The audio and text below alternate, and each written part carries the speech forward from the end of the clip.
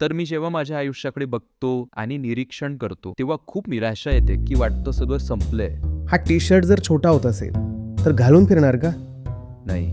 मग काढून टाक. पश्चाताप तर आपल्या सगळ्यांनाच होतो, पण पश्चाताप आपल्याला याचा होतो की अरे माझी चोरी यशस्वी झालीच असती पण थोडक्यात हुकली. मी जी फसवणूक केली आहे ती चालली असती पण थोडक्यात राहिली. नालायक राहून सुद्धा मला पदक मिळालंच असतं, थोड्यासाठी हुकलं. तुमच्याकडून फक्त चूक झाली आहे. धोकेशी मिस्टेक हो गया आपणशी. ही आहे तुमची ग्लानी. कोणी विचारलं काय झालं तर म्हणे मित्रांनी पाजली होती. मी माणूस चांगलाच आहे, मला ग्लानी या गोष्टीची आहे की माझे मित्र खराब निघाले. लोक येतात आणि म्हणतात आचार्यजी मी इतका चांगला असूनही मला दुःख का मिळतं? आचार्यजी माझ्यासारखा चांगला माणूस तिघींनी डंप केलंय मला. तुझ्यासारखा म्हणे तू स्वतःशी तर प्रामाणिक राहू शकला नाहीस, तुझ्यासोबत दुसरं कोणी प्रामाणिक राही बसंती नक्कीच इम्प्रेस होईल. तू काळजी नको करूस.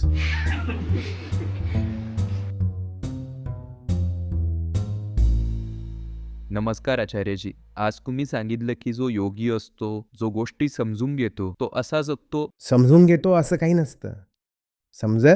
समजत असतो. त्याचं केंद्रच आहे समजण्याचं. समजून घेतो अशी कोणती निष्पत्ती नसते की फुल स्टॉप. तर मी जेव्हा माझ्या आयुष्याकडे बघतो आणि निरीक्षण करतो, तेव्हा खूप निराशा येते, कारण मला माझ्या प्रत्येक कामामागे काहीतरी क्षुद्र कारणच दिसतं. मग इतकी निराशा येते, की वाटतं सगळं संपलंय. यामुळे झालंय असं, की माझ्या परीक्षेतील कामगिरीवर परिणाम झालाय आणि सत्रांमध्ये पण मन लागत नाहीये. जे क्षुद्र आहे त्याला कशासाठी पकडून बसला आहात? जे क्षुद्र आहे त्याला धरून का ठेवलंय? हा टी शर्ट जर छोटा होत असेल तर घालून फिरणार का? नाही. मग काढून टाक.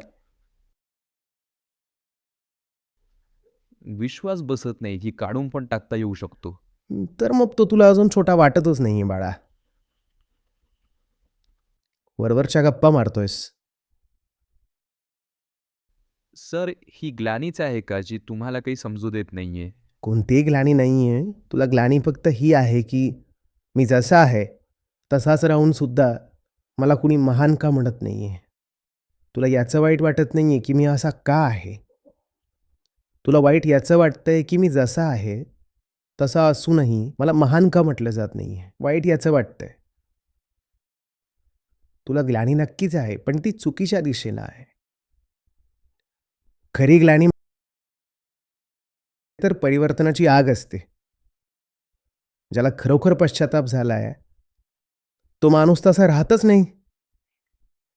पश्चाताप तर आपल्या सगळ्यांनाच होतो, पण पश्चाताप आपल्याला याचा होतो की अरे माझी चोरी यशस्वी झालीच असती पण थोडक्यात हुकली. मी जी फसवणूक केली आहे ती चालली असती पण थोडक्यात राहिली. हं? नालायक राहून सुद्धा मला पदक मिळालंच असतं, थोड्यासाठी हुकलं. ही आपली ग्लानी असते, हा आपला पश्चाताप आहे. खरी ग्लानी कुठे असते आपल्याला? खरी ग्लानी म्हणजे अग्नी आहे. तुम्ही वाचणारच नाहीत जसे आहात तसे जर ग्लानी झाली तर. ग्लानी वगैरे काही नाहीये.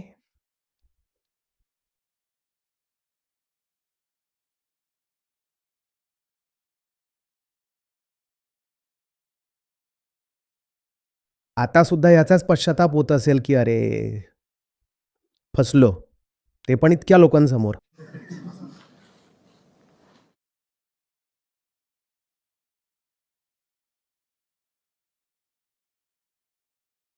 म्हणजे ही जी खोटी ग्लानी आहे, ती मी सहन करू आणि गोष्टी समजून घेऊ. काही नाही, तू तर यात मजा घेतोय. सहन थोडीच करतोयस. तू तर खोट्या ग्लानीचा रस घेतोयस.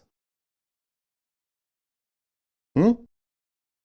जसा बेडूक रस घेतो की शेट यार यावेळी टेक ऑफ करता करता थोडक्यात राहिलो. उडी त्याने केवढी मारली की एकूण? एवढी. पण आव कसा आणतो? पुढच्या वेळी मी नक्कीच करून दाखवेन. यावेळी थोडक्यात हुकलं.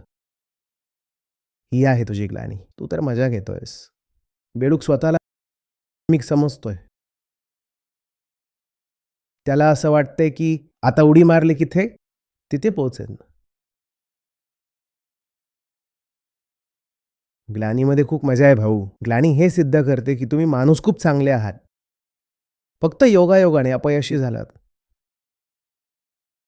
ग्लानी हे सिद्ध करते की तुमच्याकडून फक्त चूक झाली आहे. धोकेशी मिस्टेक हो गया आपणशे. ही आहे तुमची ग्लानी. तुमची ग्लानी ही थोडीच आहे की तुम्ही माणूसच गडबड आहात. तुमचं केंद्रच गडबड आहे. तुमची ग्लानी कधीच ही नसते. तुमची ग्लानी तर धोकेशी मिस्टेकवाली असते. माणूस म्हणून तसा मी चांगला आहे, पण परिस्थिती अशी होती की मी घसरलो. काय झालं? कसं काय तुम्ही गटारात तोंड भरून पडलेल्या अवस्थेत आढळतात? आणि फक्त तोंडच नव्हतं घातलं, तर गटकत होतात.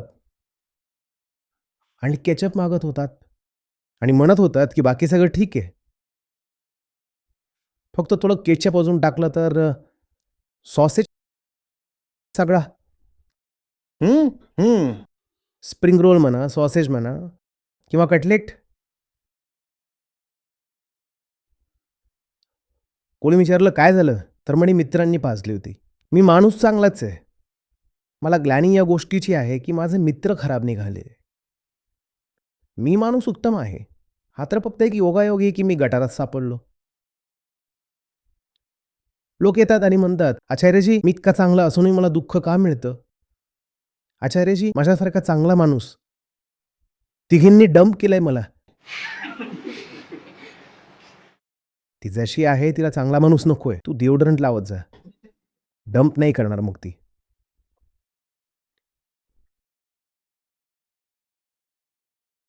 माझ्यासारखा राजबिंडा बेवफा निघाली.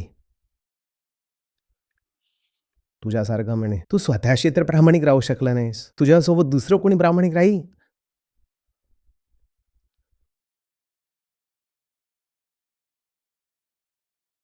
कोणी येतं, मी त्यांना ओरडतो. खास करून जर महिला असतील तर. टप, टप, टप, टप अश्रू. ते अश्रू यासाठी थोडी असतात की मी का आहे अशी? तर ते यासाठी असतात की मला ओरडले का?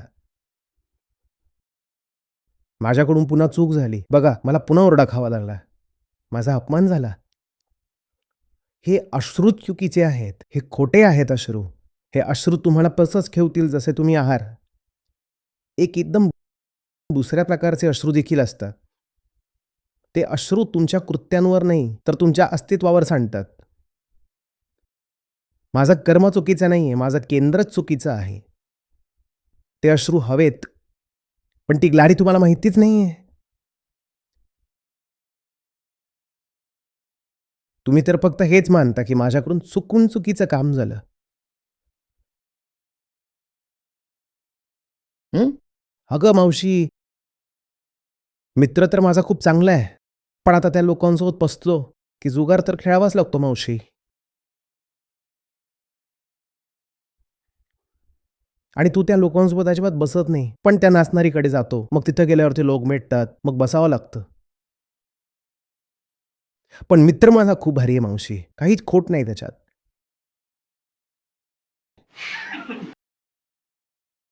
बसंती नक्कीच इम्प्रेस होईल. तू काळजी नको करूस.